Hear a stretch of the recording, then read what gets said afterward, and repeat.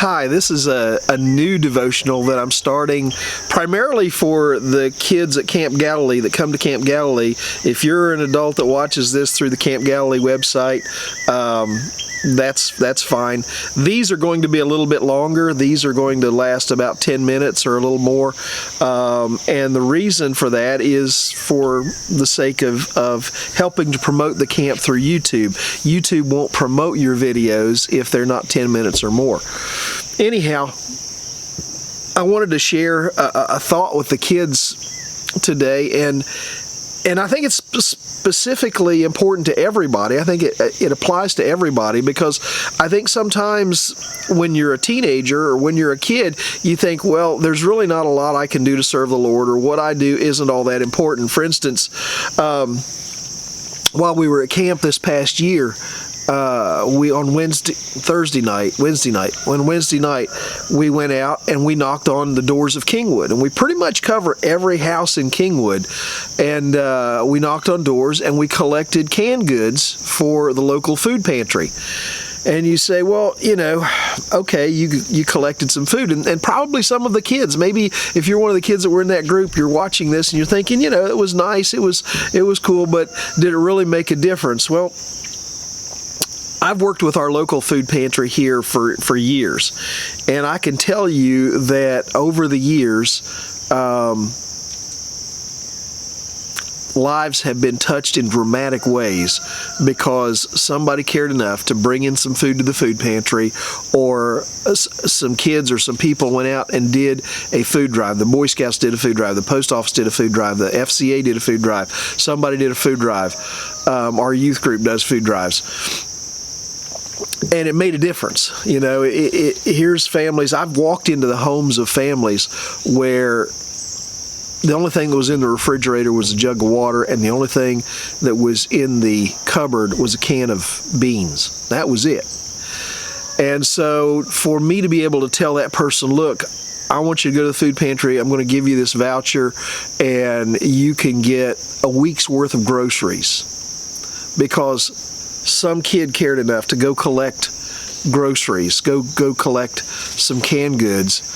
It makes a difference. It changed the life of that person for that week, and who knows for how long and how many other times it touched that life. And so, I tell the kids whenever we go do this how important it is. But oftentimes we get caught in doing things that we think, oh, this really isn't all that important. It's really not all that significant.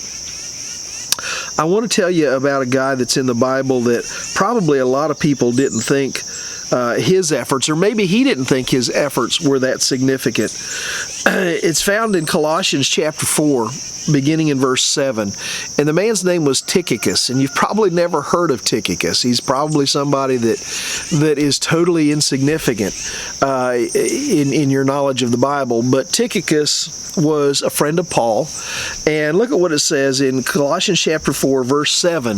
It says, Tychicus, a beloved brother. So he's somebody that encouraged Paul because he's a beloved brother, a faithful minister, a fellow servant of the Lord, will tell you the news about me.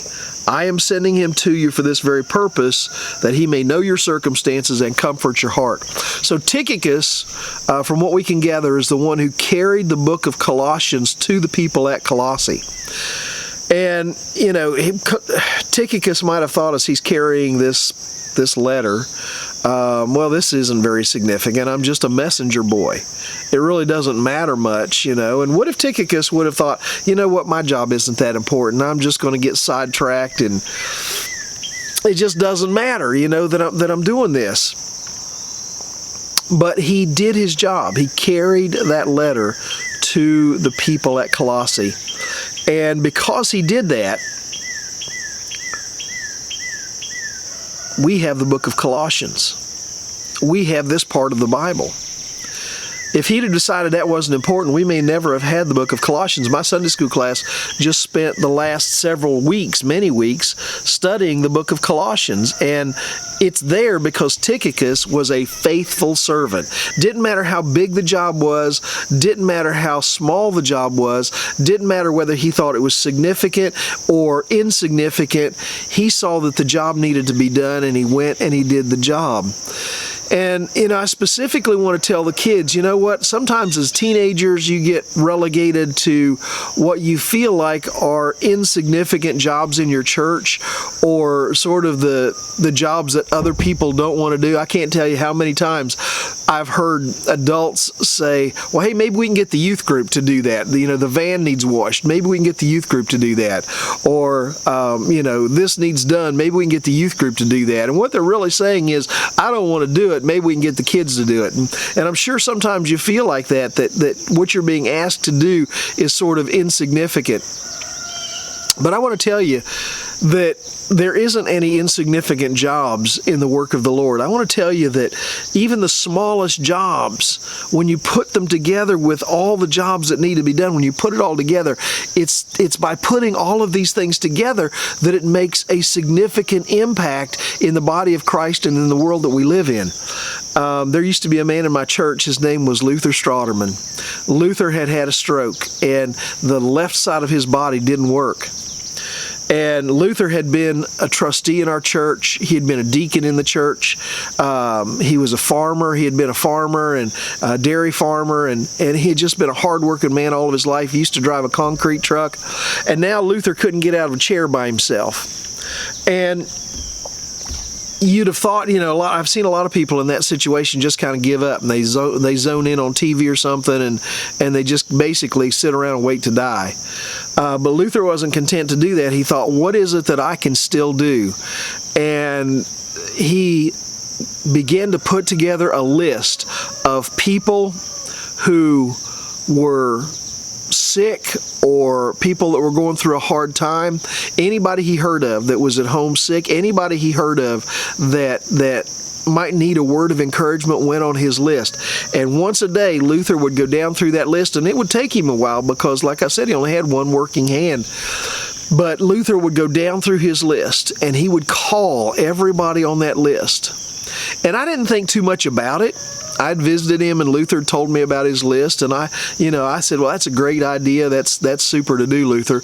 But I didn't think that much about it until one day I was homesick, and the phone rang. And sometimes everybody expects the preacher to come around when they're sick, but sometimes when the preacher's sick, nobody thinks too much about it because that's not their job, and that's okay. I'm not begging for attention or begging for attention for preachers. That's not what I'm trying to do. But on this particular day, the phone didn't ring. I was at home sick by myself. Camille was at work, and the phone rings, and I pick up the phone, and on the other end of the phone, I hear, "Preacher, it's Luther." And I think, well, Luther, hi. He said, I heard you were sick. I just wanted you to know that I'm praying for you and that I hope you feel better.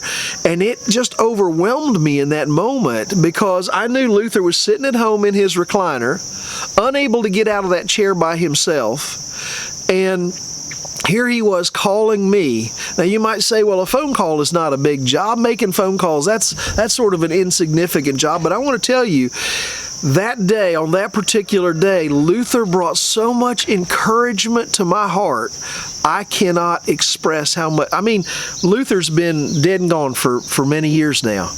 And I still, this memory is vivid in my mind and will be as long as I live because Luther touched my heart that day.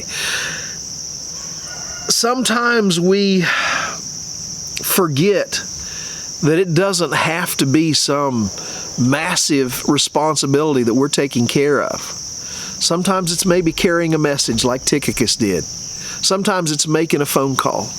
Sometimes it's showing a little extra attention to somebody. Maybe at school, there's somebody that nobody shows much attention to, and maybe you can just send them a note or tell them, I hope you're having a nice day, or give them a smile, or show them some attention. It might not seem like a big thing, but in that person's life, it might be an enormous thing if you'll take the time to do that.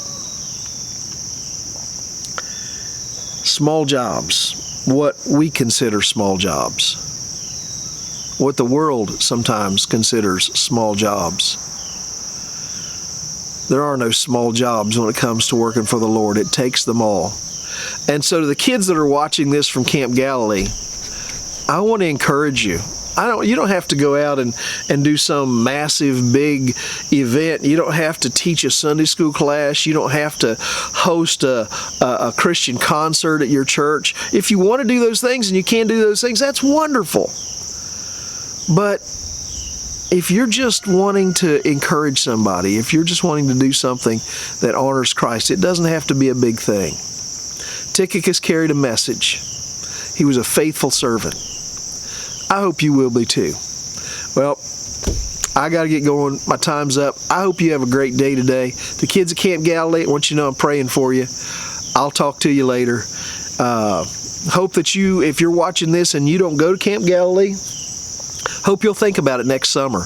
We have a great time and we teach our kids some wonderful truths from God's Word that are just encouraging and uplifting. So think about Camp Galilee for next summer. In the meantime, God bless you. Take care of yourself. I'll see you tomorrow.